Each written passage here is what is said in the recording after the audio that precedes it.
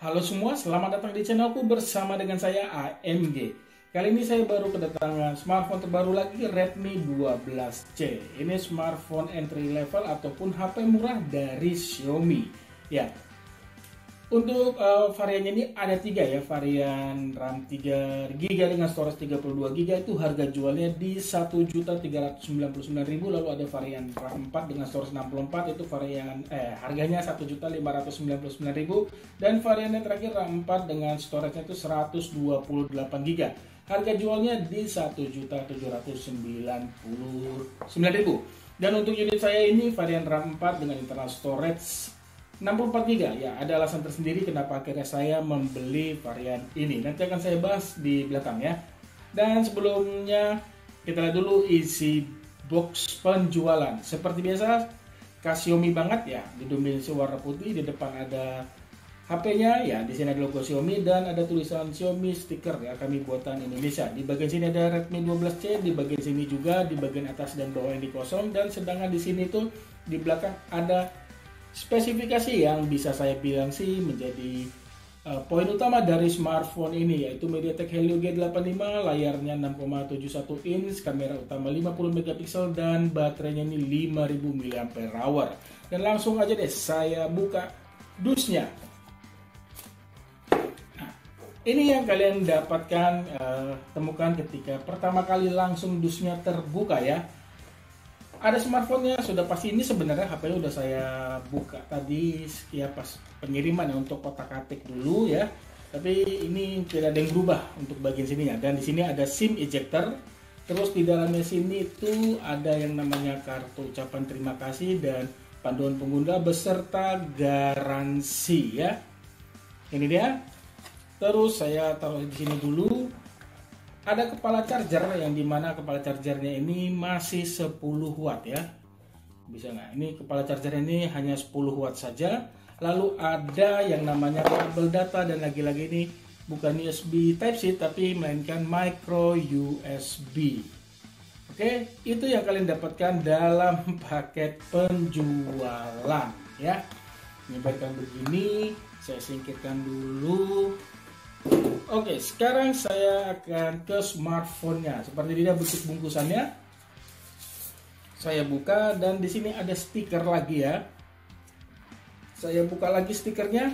Ya. Sudah saya nyalakan ya. Seperti saya bilang tadi. Ini saya kletek dulu. Oke. Seperti dia untuk varian yang saya beli itu warna biru. Kalau mau warna lain itu ada yang hitam ya. Dia ada kayak pola garis birunya ini bergradasi ya, bukan bergradasi, dengan ton warna yang berbeda ya. Ada kesan gridnya, jadi ini benar-benar memberikan mengurangi kesan licin maksud saya. Di dalam modul ini terlihat ya, kalau untuk sekilas ini seperti kayak pendahulunya Redmi 10C ya.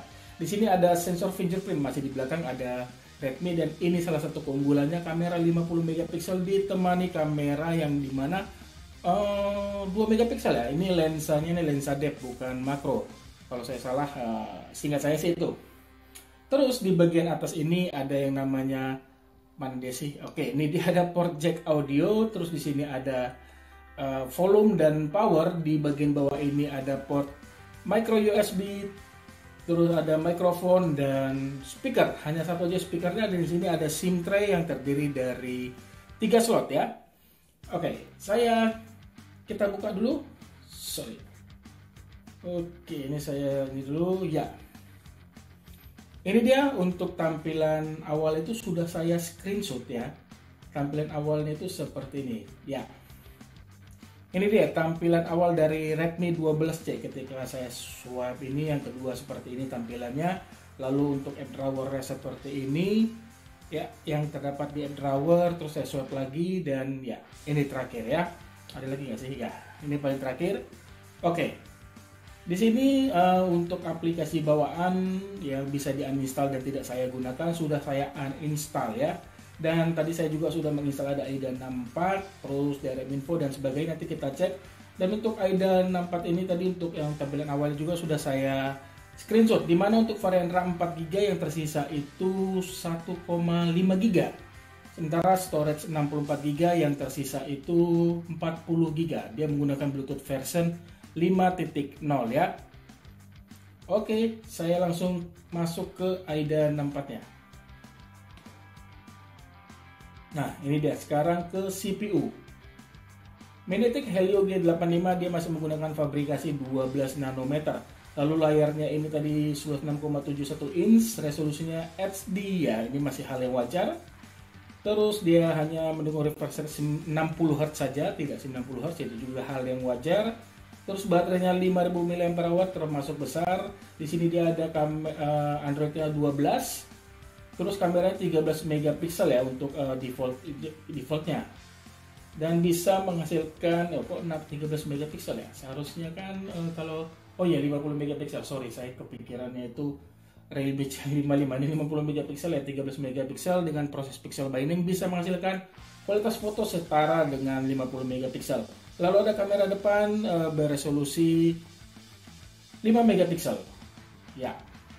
Dengan cepat aja. Terus di sini tentang about phone-nya, dia di sini menggunakan Android 12 tadi sudah, dan dia langsung UI versinya itu 13, dan dimana kalau kata Xiaomi akan dijanjikan akan mendapatkan update software selama 3 tahun.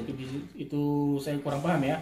Update softwarenya apakah lebih ke security patch atau MIUI-nya juga kebagian, dan satu kalilah setidaknya naik ke Android 13 ya. Terus dia ini setahu saya ada yang namanya tambahan RAM ya. Kok tidak ada? Seharusnya itu setahu saya RAM yang 4 GB itu bisa ada tambahan RAM sebesar 3 GB. Untuk varian RAM 3 itu ada RAM plusnya itu 2 GB. Saya belum nemu ini ada di mana ya untuk itu ya penambahan RAM-nya. Oke, nanti akan saya coba cari-cari dan akan saya tulis aja ya nanti di sini ya, ataupun di deskripsi untuk cara penambahan RAM-nya. Ya. Terus apalagi yang saya bahas ya? Kamera, kita lihat kameranya. Ada video foto potret naik juga ada, hanya untuk kamera belakang saja. Terus more-nya ini tidak ada yang namanya mode pro ya. Tidak ada mode pro. Sebentar, saya lihat dulu. Tidak ada mode pro ya. Hanya ini saja, kameranya jadi standar saja. Dan untuk hasil fotonya seperti ini.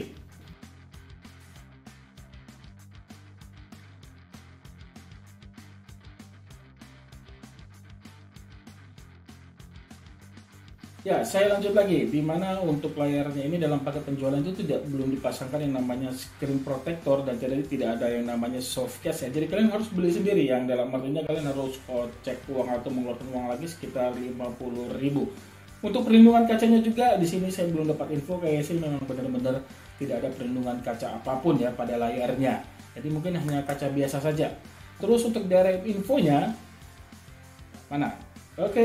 Untuk Wi-Fi-nya dia sudah masih sebatas L3 ya, jadi tidak bisa menikmati konten HD ya.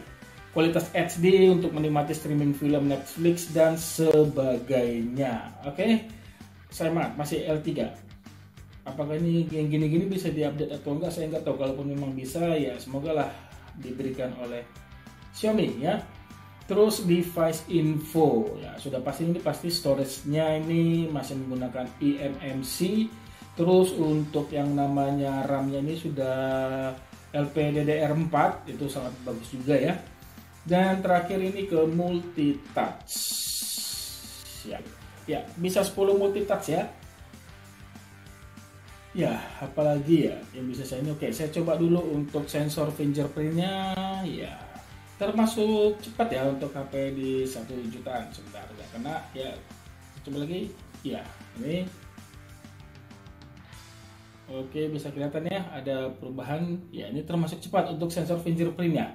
Dan itu aja kayaknya ya untuk yang bisa saya bagikan. Atau walau masih berapa jam saya gunakan HP ini dengan ya main tadi sebentar game, bisa saya bilang sih Redmi 12C sih memang smartphone entry level yang bagus dan layak untuk dibeli juga sih. Tapi untuk varian RAM 3 dengan internal storage itu 32 GB di harga 1,3 jutaan ya. Karena dengan harga segitu kamu tuh sudah mendapatkan smartphone dengan performa terbilang ngebut, MediaTek Helio G85, terus kameranya juga resolusinya bagus 50 megapiksel ya. Terus kehadiran micro SD dan pengisian daya baterainya itu hanya 10 watt ya, masih bisa dimaklumi mengingat harganya. Tapi beda halnya untuk varian RAM paling tinggi ya. Untuk varian tertinggi RAM 4 storage 128 GB.